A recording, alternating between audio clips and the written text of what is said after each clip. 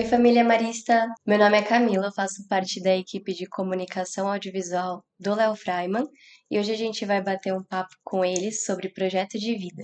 E aí, Camila, tudo bem? Tudo bem com você? Muito bom, gostoso poder ter essa conversa.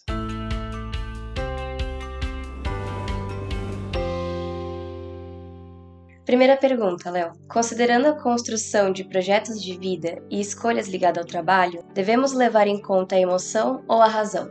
Bem, nós estamos numa época, Camila, que a gente tem que ir para além da ditadura do ou, né? Ou masculino, ou feminino, ou dentro, ou fora, ou certo, ou errado, ou nacional, ou global. Nós estamos caminhando em várias esferas da nossa vida para o E, né? Então a gente vê hoje marcas de moda, por exemplo, que estão transitando entre peças de roupa que homens possam usar e mulheres também. As profissões que antigamente eram tidas como masculinas, muitas vezes hoje o público que mais as procura são as mulheres e vice-versa. Muitas coisas que eram do mundo privado hoje estão sendo expostas nas redes sociais. Então, a gente tem que entender que uma boa escolha profissional, um projeto de vida tem que levar em conta dados de realidade. Por exemplo, não dá para um filho pensar em fazer oceanografia morando em São Paulo. Então, tem um dado de realidade. Não adianta você pensar, eu quero ser professor e ter um salário de 30 mil reais. Você pode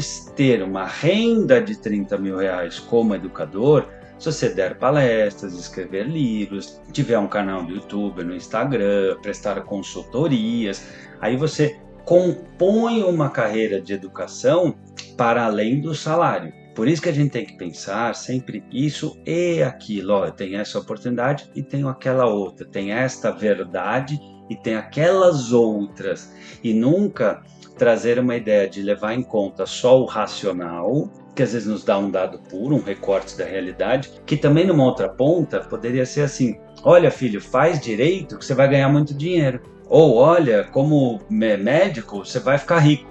Essas fotos, abre aspas, realistas, abre aspas, racionais, elas são muito perigosas, né? Hoje a gente tem profissionais de artes cênicas que trabalham formando vendedores, trabalham com marketing pessoal, trabalham desenvolvendo a timidez de crianças, de jovens, estimulando por meio do psicodrama, que é uma técnica psicológica, e do teatro, maneiras da pessoa se expressar. Então a gente está na era da criatividade. Então a gente tem que levar em conta o racional, o dado, a informação, mas é fundamental ouvir a natureza do indivíduo, a sensibilidade de cada um, a singularidade, porque na verdade não tem a profissão do futuro, tem o profissional do futuro.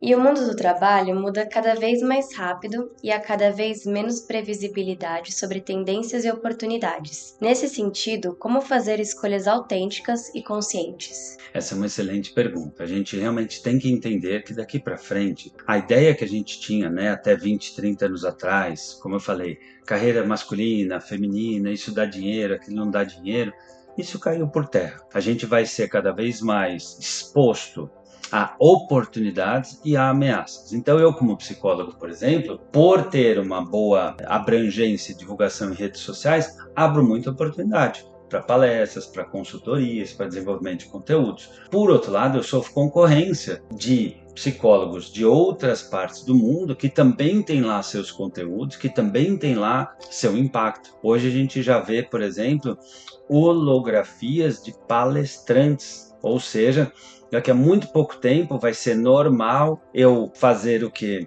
Um avatar do Léo Freiman e poder dar uma palestra na China, ao mesmo tempo na Rússia, ao mesmo tempo na Itália. Então a gente vai viver um mercado cada vez mais conectado, que vai nos dar a oportunidade de conseguir patrocínio para projetos via crowdfunding. Hoje existem sites que um filho pode colocar lá um projeto, ele quer trabalhar com o ensino de dança para idosos com deficiência. Se você tem uma história bonita para contar, um projeto de impacto social, se você tem algo que pode contribuir com um grande número de pessoas, via crowdfunding, que quer dizer crowd, multidão, funding, levantamento de recursos, você pode conseguir verba para um projeto. Você tem um emprego, você tem um concurso público, então a gente nunca pode pensar pequeno, a gente nunca pode colocar para um filho, para uma filha, que aquele projeto de vida, que aquela profissão não tem futuro.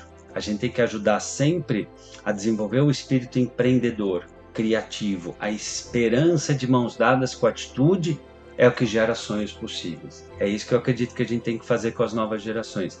Inspirar, orientar e motivar a ter sim os pés no chão, ter uma boa formação cognitiva, mas sobretudo desenvolver as competências sociais e emocionais para que os projetos de vida possam voar. Quais são algumas das tendências para a vida no futuro e como elas afetarão as profissões? Excelente pensarmos e pesquisarmos sobre isso. Eu vou colocar aqui algumas, né? Hoje se sabe que a gente vai ter cada vez mais a busca por autoconhecimento, equilíbrio emocional. Nunca tivemos tantos filósofos, historiadores, psicólogos, sociólogos, economistas comportamentais falando, palpitando, orientando sobre a vida. E isso abre espaço para palestras, para livros, para canais em redes sociais, para consultorias dentro de empresas. Hoje você tem, por exemplo, em bancos, profissionais de change, de mudança. Hoje você tem dentro de indústrias, por exemplo, palestras dentro da CIPAT, Semana Interna de Prevenção de Acidentes do Trabalho. Você tem lá o psicólogo, o sociólogo, falando sobre bem-estar, sobre autoconhecimento, sobre saúde emocional. Uma outra tendência grande é o conteúdo como diferencial. Grandes marcas, desde empresas do mundo cafeeiro até o mundo químico, estão procurando trazer junto ao seu produto, ao seu serviço, uma mensagem, uma sensibilização, a identificação com um certo público, uma causa. E isso abre espaço para jornalistas, abre espaço para antropólogos, abre espaço para psicólogos. Uma outra, o envelhecimento da população. E isso, de novo, desde o arquiteto e engenheiro que vai construir moradias mais adaptáveis, você tem ali a necessidade, por exemplo, de profissionais da área de saúde que trabalhem com essa população. A gente vai ter cada vez mais a necessidade, desde o recreador até profissionais que vão orientar financeiramente as pessoas a envelhecerem de uma maneira mais próspera. Hoje se sabe que 3 em cada 4 idosos vivem da família ou do Estado. Isso não é sustentável no médio e longo prazo. Uma outra tendência é a busca pelo fun, a cultura do leve, da experiência. Né? Então você compra um produto, ele vem numa caixa, vem com um texto, chega uma mensagem, você é convidada para um evento, você ganha um brinde, você entra numa loja, hoje você já não tem mais que ir até o caixa, o vendedor já faz lá a compra de uma maneira descomplicada para você. Então, você tem ali desde o profissional de Big Data,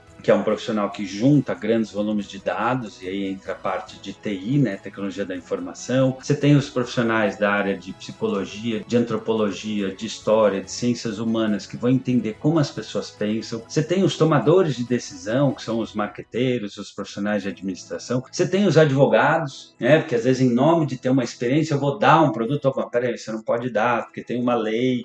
Então, abre espaço cada uma dessas tendências para inúmeras profissões, inúmeras ocupações. Só para citar um último exemplo, a gente nunca esteve tão preocupado com a aparência. Né? Hoje a gente quer ver um vídeo bonito, hoje a gente quer uma reunião, a gente quer um PowerPoint bonito, uma roupa bonita de um profissional, de uma profissional. Então, desde a moda, estilismo, até o profissional de artes cênicas, até o profissional de design, trabalham com essa tendência da aparência. Então, o que eu sempre falo para os pais é não só para educar e inspirar bem os filhos, mas para nós mesmos. É importante a gente sempre ler o mundo com olhos empreendedores, ou seja, quem são os grandes profissionais dessa área? Quais são as melhores práticas deste ramo profissional? Quais são as tendências do mercado? A gente não pode formar um projeto de vida olhando o espelho retrovisor. Né? Então, se eu sou professor, quem são os grandes nomes? Quais são os grandes canais do YouTube? Quem são os principais profissionais da minha área? Quais são os prêmios que já foram dados dentro da minha especialidade com uma maneira diferente de dar uma aula, de conduzir aquela dinâmica? Porque, ironicamente, ser empreendedor é um ato ético. Porque se eu não te ofereço o meu melhor, eu estou tirando de você um direito de ser bem servido por mim. E para finalizar, há pesquisas que indicam que as competências socioemocionais serão cada vez mais importantes para o profissional do futuro. Como elas se relacionam com o projeto de vida? Eu adoro falar sobre isso, porque no mundo em que tantos querem ser importantes, né, Camila, se destacam aqueles que se importam. O que é a competência social e emocional? Desgourmetizando essa palavra um pouquinho, né? É ser gente, é ser educado, é ter valores, é terminar o que começou, é olhar no olho, é saber pedir desculpa, como vai, com licença. São aquelas coisas tão básicas de berço, né? Que a gente aprende quando? Quando vê a mãe parando o carro na vaga, quando vê o pai segurando o elevador pro vizinho, quando a gente desliga o som, né, depois das 10 da noite, ou deixa num volume mais adequado, sem o vizinho precisar reclamar, é quando a gente põe o lixo fora no dia certo, é quando a gente reaproveita um alimento, faz pesquisa de preço. A gente precisa entender que empatia, perseverança, respeito, responsabilidade, essas competências sociais e emocionais, elas não podem ser ensinadas só na sala de aula. Na verdade, a sala de aula é o mundo. A hora que o filho vai no sacolão e ele vê o pai tratando bem as pessoas, escolhendo os alimentos, a hora que o filho vai junto com a mãe no sapateiro para levar o sapato a arrumar em vez de simplesmente comprar outro, né? A hora que a filha faz sua própria cama, nas situações mais simples do dia a dia é que se transmite valores e competências sociais e emocionais. Até na hora, por exemplo, que o filho chega, mas aquele professor me deu uma nota ruim. Bom, filho, e o que você vai fazer de melhor com isso? E aí, filho, como você está prestando atenção nessa aula? Bom, filho, o que a gente aprendeu sobre essa experiência? Bom, filho, daqui para frente, então, o que você vai fazer de diferente para ter uma nota melhor na próxima? Porque o oposto disso seria, por exemplo, mimar esse professor, ou postar na rede social xingando a professora, ou simplesmente dizer que absurdo, ou pior ainda, dizer, deixa pra lá, não dá bola. Nas situações mais delicadas, é importante a gente treinar sempre, eu falo, o colo com mola, ou seja, acolher o sentimento do filho, dizer, puxa, lamento, meu filho, tô chateado, puxa, que pena. Bom, e aí o que a gente vai fazer de melhor com isso?